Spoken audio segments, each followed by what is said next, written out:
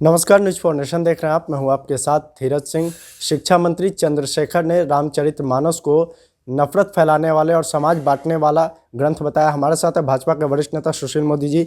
Sir, शिक्षा मंत्री का बयान आप भी सुने हैं, क्या लगता है कि उनके बयान को किस तरीके से देखा जा रहा है? देखिए, उनकी पार्टी के प्रदेश अध्यक्ष बयान देते हैं कि राम का जहाँ मंदिर बन रहा है वो नफरत की भूमि है।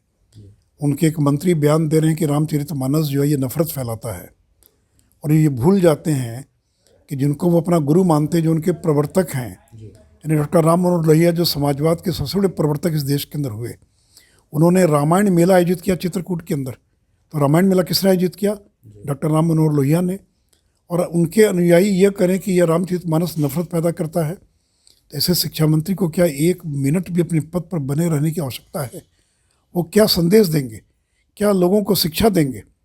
तो इसलिए नीतीश जी, ऐसे शिक्षा मंत्री को तत्काल अपने पद से बर्खास्त किया जाना चाहिए। और ये कोई पहला मौका नहीं है, इसके पहले भी इस प्रकार की ये नफरत पैदा करने वाली बयान दे चुके हैं। तो ये चंद्रशेखर कहते हैं मैं पीएचडी हूँ, मैं स्कॉलर हूँ, उन्होंने पीएचडी किया है। तो ये चंद्रशेखर ये शिक्षा मंत्री बनने योग्य भी नहीं है, और ऐसे शिक्षा मंत्री को विलंब बर्खास्त करना चाहिए। तो ये भी कहते हैं कि पहले युग में मनुस्मृति, दूसरे युग में रामचरितमानस और तीसरे युग में गुरु गोलवलकर का जो बंच ऑफ थॉट की किताब है उसको लेकर भी वो टिप्पणी। इसलिए उनसे यही पूछना चाहिए ना कि डॉक्टर राम मनोहर लोहिया ने किस रामायण मेले का जिक्र किया, कौन सा रामायण मेला लगाते थे? और आज अगर जन में सबसे ज़्यादा कोई लोकप्रिय अगर रामायण का कोई ग्रंथ है तो रामचरितमानस है। यूँ रामायण के कम से कम 20 अलग अलग संस्करण होंगे, अलग अलग भाषाओं के अंदर, अलग अलग राज्यों के अंदर। तो आप रामचरितमानस के बारे में इस प्रकार की बातें बोल रहे हैं। अब हो सकता है उस ग्रंथ में बाद में किसी ने एक दो चौपाई घुसा दी हो। ये तो 500 साल पुराना ग्रंथ है, बाद के कालक्रम में बहुत सारी ऐसी चीज़ें किसी ने डाल दी हो, लेकिन निषाद राज का जिक्र तो रामचरितमानस में ही आता है ना। या शबरी के जूठे बेर किसने खाया? शबरी कौन थी? वो तो मुसहर समाज से आती थी। बिहार के अंदर जो मुसहर समाज के लोग वो शबरी की जयंती मनाते हैं। तो भगवान राम अगर दलित विरोधी होते तो शबरी के जूठे बेर क्यों खाते आज के? तो इसलिए ये जो व्यक्ति है, ये व्यक्ति समाज में घृणा पैदा कर रहा है। इसलिए ऐसे व्यक्ति पर तो सेडिशन का, राज्यद्रोह का मुकदमा दर्ज किया जाना चाहिए। एक सवाल है सर कि बक्सर में जिस तरीके से किसानों पर लाठीचार्ज हो, उसके बाद प्रशासन और किसान आमने सामने हैं।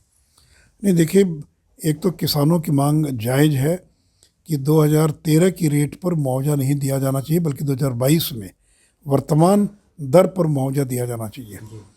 और दूसरी बात ये कि अगर किसान आंदोलन कर रहे थे तो उनके घर में रात को 12 बजे के बाद घुस कर जिस तरह से निर्मम पिटाई की गई, वो कोई अपराधी तो थे नहीं कि आप अपराधी को पकड़ने गए थे रात के अंधेरे में। अगर वो होते अपराधी तो अपने घर में क्यों रहते? तो जिस तरह की निर्मम पिटाई की गई, जिसका वीडियो वायरल हुआ है, इसके बाद अब कोई जांच की आवश्यकता नहीं है। तत्काल वैसे पुलिसकर्मियों को बर्खास्त किए जाने की आवश्यकता है।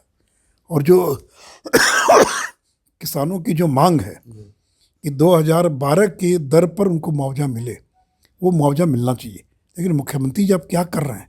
आप समाधान यात्रा कर रहे हैं और किसानों का समाधान आप कर नहीं पाए। और आपके डिप्टी सीएम कह रहे हैं कि मुझे पता नहीं कि क्या हुआ है। मुख्यमंत्री कह रहे हैं कि जब छात्रों पर लाठीचार्ज हुआ तो मुख्यमंत्री कह रहे हैं कि मुझे पता नहीं कि कोई लाठीचार्ज हुआ है। किसानों पर लाठीचार्ज हुआ तो डिप्टी सीएम कह रहे हैं कि मुझे पता नहीं है। राष्ट्रीय जनता दल यू के जो राष्ट्रीय अध्यक्ष ललन जी, वो कह रहे हैं कि छात्रों पर जब पिटाई हुई तो कह रहे हैं कि लाठीचार्ज उचित है।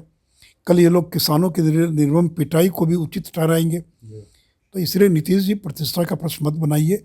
सिंगूर की घटना आपके ध्यान में है कि बंगाल में क्या हुआ जमीन अधिग्रहण को लेकर। तो इसलिए किसानों को उचित मुआवजा मिलना चाहिए और बदले की भावना से कोई कार्रवाई नहीं होनी चाहिए। बहुत बहुत धन्यवाद। यहाँ भाजपा के वरिष्ठ नेता सुशील मोदी। दिल्ली से न्यूज़ फॉर नेशन के लिए मैं धीरज सिंह।